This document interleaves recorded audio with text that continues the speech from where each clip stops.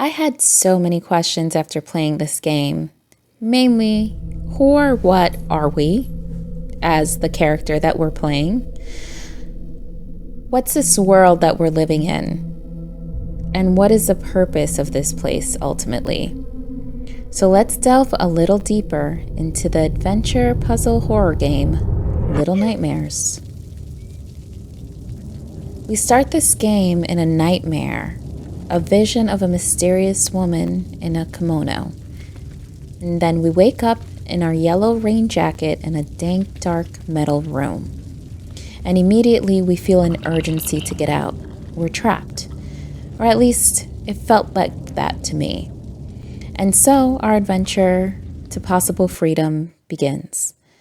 So let's start with the question, who or what are we, by exploring the different creatures we see throughout the game. Let's go in order.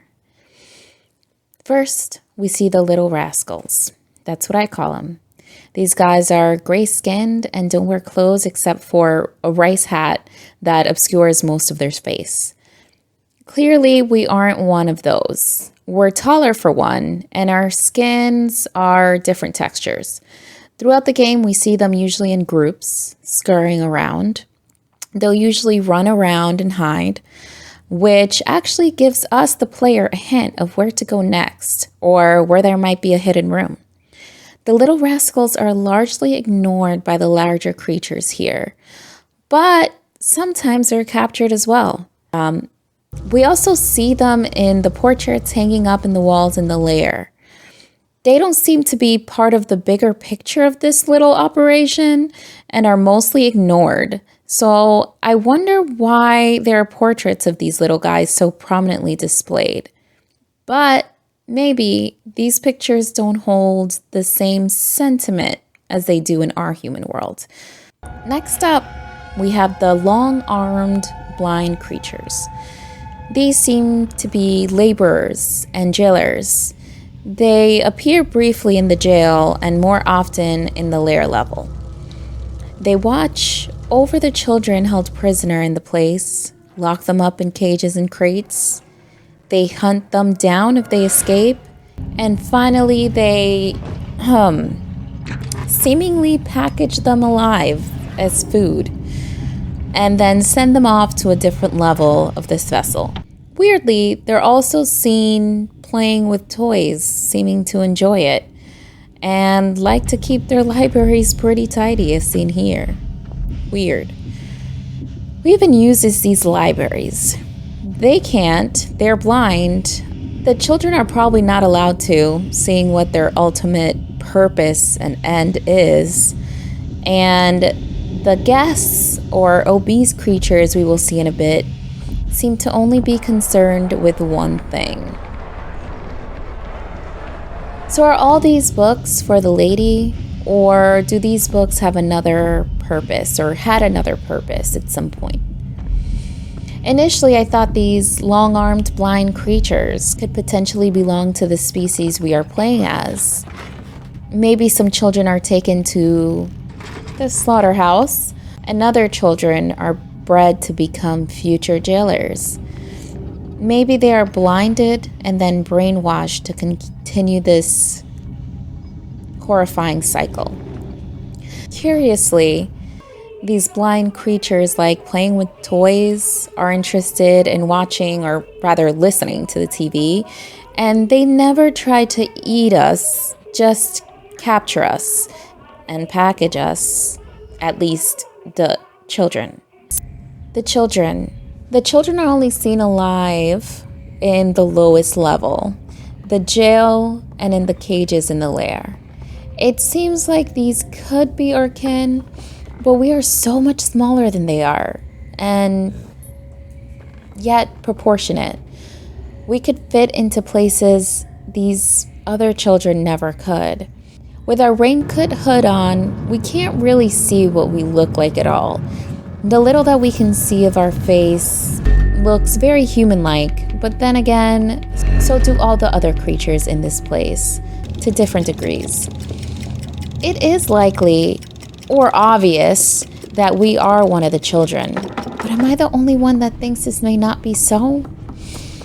And where did the children come from? Were they kidnapped or bred here? I swear these here look like missing kids posters or articles, but maybe my mind is filling up the gaps that aren't there. Let's make our way to the kitchens now. The cooks. This creature seems frog-like in appearance, at least to me, but are more proportionate than the blind creatures. They are pretty gross looking with their dirty aprons and a bobble-like head, and they frequently reach underneath to scratch. The cooks are exactly what it says on the box. They chop and cook the meat. Not a freaking vegetable in sight. These guys don't believe in the food pyramid.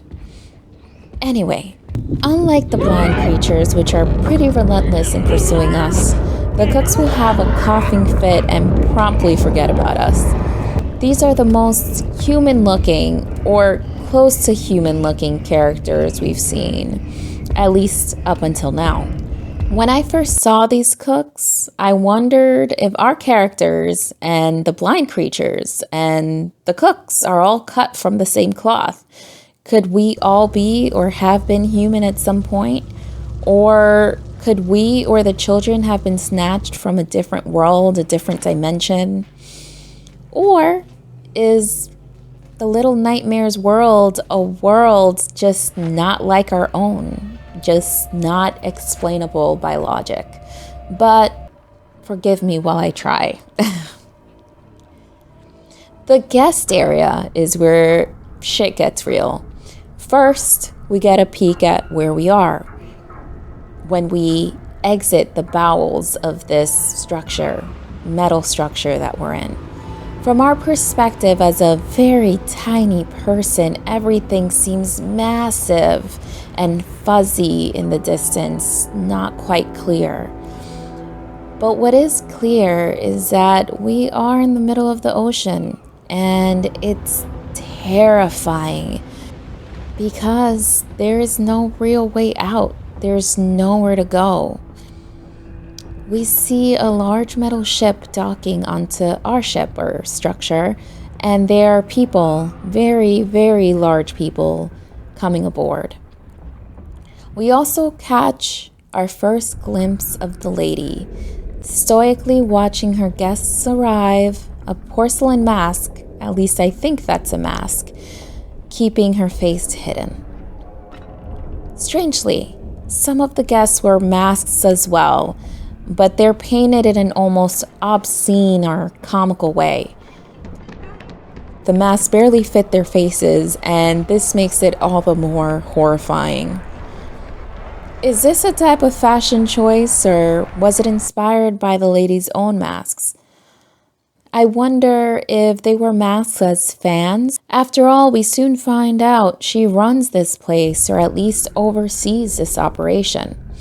The guest creatures could be wearing these masks as an homage to the lady. Remember the kids being wrapped up in the lair section? What came out of that wrap doesn't look anything like what went in, but if we had any ideas that these people may not be eating us, after all, I guess I certainly didn't want to believe it. The horror's too much. We are soon disavowed of that notion. Room after room, the guest areas are mostly made of dining rooms, with a few bathrooms and bedrooms.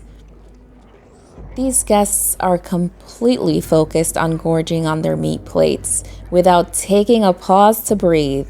And again, not a vegetable in sight. The guests can hardly stand, and when giving chase to us, they typically fall and will crawl on the ground to get to us.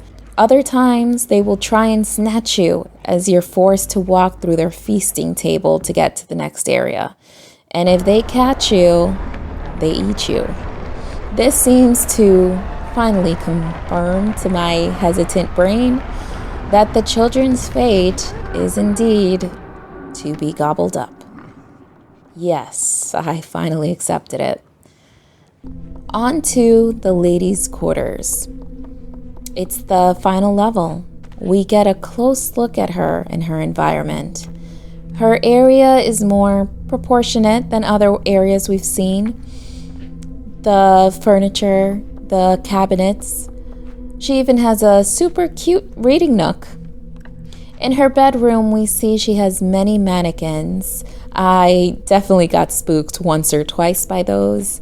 Mounds of books. And lastly, the shattered mirrors. She stands in front of one, singing a very haunting song and brushing her hair, completely unaware of our passage. We see that she is tall and proportionate, unlike many of the other creatures we've encountered. Still, she is quite tall, and I find it hard to imagine that we can grow to that size. But who knows how size works in this world? Maybe we can grow to that size and proportions here. Next time we see her is after we've retrieved the last intact mirror to commence the last battle with the lady. I wonder, why keep this one mirror intact? Why the haunting singing? These are all unanswered questions at the end of this game. If you have any ideas, without going into Little Nightmares 2, discuss below. Maybe the lady was born with a human face in this land of monstrous creatures, and that's why she wears a mask to hide this in these land of monsters. A bit like the pig-faced people in the Twilight Zone. Or maybe she was a human selected to be the next lady overseer in a long line of overseers. So, after going over all these creatures, their proportions, some of their habits, what does that say about us? The character that we're playing as. Who are we? I think the closest creature to what we are is the children and the lady. The lady may have once also been a child, as we do see her portrait in her bedroom. At least it could be her. Her face, head, and proportions look very classically human, and keeping this portrait in her room, although covered up, seems to point to that could be her or a family member. Maybe her face was disfigured in some way. We do see that she has an aversion to mirrors, and not only that, but the mirror does seem to hurt her, so maybe it has nothing to do with her face, but something to do with the mirror reflection itself. But maybe she was once a child forced to take on this role, and her mournful song points to that. Or she could have been a child once that willingly contributes to the horrors on this sea. Twisted and ugly on the inside is the lady as much as the other creatures are on the outside. Another thing we have to touch on is our own character's hunger. Our hunger hits us suddenly and looks to be very painful. The first thing we eat seems to be a loaf of bread given to us by one of the children. Next, we were crawling through the vents and we were hungry again. I swear I thought we would be forced to eat a rat at this point, with all the rats hanging around. Instead, we eat some mystery meat inside the cage. Raw mystery meat. Next time the hunger hits us, there is but one thing to eat, and we're back to the rat. A trapped rat. And we go ham on that rat. No hesitation. The next is the most heartbreaking. A little rascal offers us sausage. We go towards him, but instead of eating the sausage, we monstrously devour our helper. Why? What attracted us more to the little rascal than to the sausage? This was the moment that I thought we may not be so different from the guests that come to this place. The guests seem to be almost possessed by an insatiable hunger, so much so that they barely take a breath from their gorging. They ignore their surroundings for the most part unless a more appetizing meal gets too close. Last thing we nibble on is the lady that we have struck down with our mirror. And after taking a few bites, we seem to absorb whatever power it was that she had. We walk into the large dining area towards a large metal door, again with an eye on it. As we walk, we suck the life out of all the guests that we pass without even having to look at them. They can't touch us. Is it possible we will become the next lady ruling over this monstrosity? Or have we broken the system in some way? Well, let's go to our next question. What is the purpose of this place? Well, we're in some kind of metal structure. When we first made our way out, it seemed to have been a ship. But at the very end, we are in an area where just the very peak of the structure is located on this tiny island, which makes me think the structure must reach deep beneath the oceans. So again, what is this place? What's it for? From just the playthrough and no other research, just taking it as a person who played the game and then had questions and thought about it. It's a meat processing factory located in the middle of the ocean. It might have a large ship portion or some kind of large metal structure portion that reaches above the water, but some part of it seems to be underwater. It's quite large because at the end of the game in this little island, it looks very different than the large ship-looking structure. If this isn't an ocean world where these terrors are common practice, perhaps this meat factory is taboo even in this world, and that's why it's located in what looks like such a remote location. They keep the children fed, entertained in classroom and playroom-like settings. They're given cells to sleep in, or they sleep in communal rooms. They are then packaged up by the long-armed people and delivered via crawling hooks to the kitchen. After this, the meat is prepared and delivered to the guests in very large quantities. Do they even have that much stock down there? But in the bowels of this structure, we did see a lot of shoes discarded like garbage, but they look to be large shoes, so I wonder. We also saw the hanging man. The hanging man seems to be someone that can fit into the many shoes we find around the area, so maybe they let some of the children grow up and then package them as well. Well, let's move on from that. What doesn't fit is the lady. What's her purpose? And what about the libraries, the hanging man, the tons and tons of filing cabinets and paperwork? I guess we'll have to play Little Nightmares 2 and hopefully find out what more there is to this nightmare. All right, y'all, that's it for this video. There were many things we didn't discuss here. The dreams we had and why we had them, the idols of the ladies scattered all over the structure. What are the significance of these idols? The photos of the seemingly different creatures that we didn't get to see, at least not in Little Nightmares 1. What are those black tar and black tar leeches or slugs? What about the surveillance eye that turns people to stone or ash and the lady's mysterious powers? Well, We may tackle those questions in a future video, but for now, that is all. Thanks for watching.